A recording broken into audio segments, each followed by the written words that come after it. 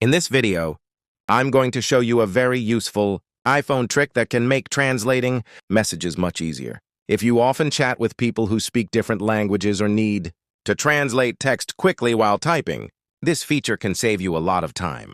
Instead of copying text into a translation app, you can translate directly from your keyboard in real time. Today, I'll show you how to add Google Translate to your keyboard on iPhone using the Gboard app.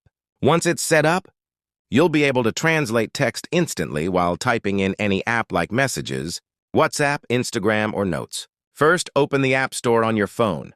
Then search for Gboard and tap Search. Download the app called Gboard, which is Google's keyboard.